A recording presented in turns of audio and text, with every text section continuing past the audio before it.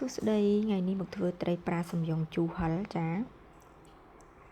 ចំពោះគ្រឿងផ្សំយើងមាននៅលើហ្នឹងចានៅពេលដែលយើងយកត្រីប្រាសំយ៉ុងយើងយកមកធ្វើអញ្ចឹងទៅយើងញ៉ាំបានច្រើនចាវាអត់សូវទលាន់ហើយក៏អត់សូវប្រៃដែរ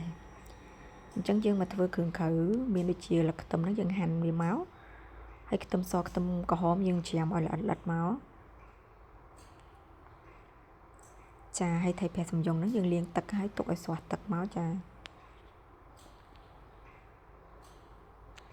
នៅពេលដែលស្រស់ទឹកហើយយើងក៏យកវាដាក់ចៀនឲ្យក្រៀមមកចឹងយើងដាក់ខ្ទះឲ្យក្តៅហើយដាក់ខ្លាញ់ឲ្យក្តៅហើយចាំយើងដាក់ត្រីនឹងចូល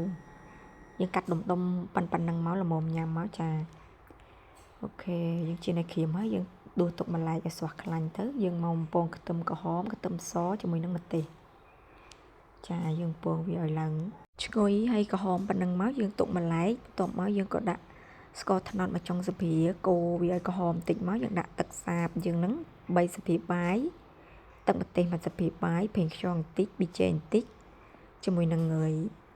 ទឹកក្រូចឆ្មាចាក្រូចឆ្មាខ្ញុំដាក់2ផ្លែហើយយើងកូរវាឲ្យពុះបន្ទាប់មកយើងក៏ចាក់ត្រីប្រាសំយ៉ុងដែលយើងចៀនឆ្អិនមិញនឹងចូលទៅត្រឡប់វា2 3ត្រឡប់យើងភ្លក់បានហើយប៉ុណ្ណឹងឆ្អិនហើយអញ្ចឹងយើងភ្លក់ថែមថយគ្រឿងតាមចំណង់ចំណូលចិត្តចាបន្តមកទៀតចាក់លឹកខ្ទឹមចូលជាការស្រេចហើយចានៅពេលយើងធ្វើអញ្ចឹងទៅញ៉ាំបាយមួយឆ្នាំងអស់ដល់ដឹងខ្លួនទេចាអញ្ចឹងមានប៉ុណ្្នឹងទេអរគុណចំពោះការតាមដានកុំភ្លេចជួយ like share ព្រមទាំង follow page ម្នាក់មួយផងជួបគ្នានៅវីដេអូក្រោយៗទៀតជម្រាបលា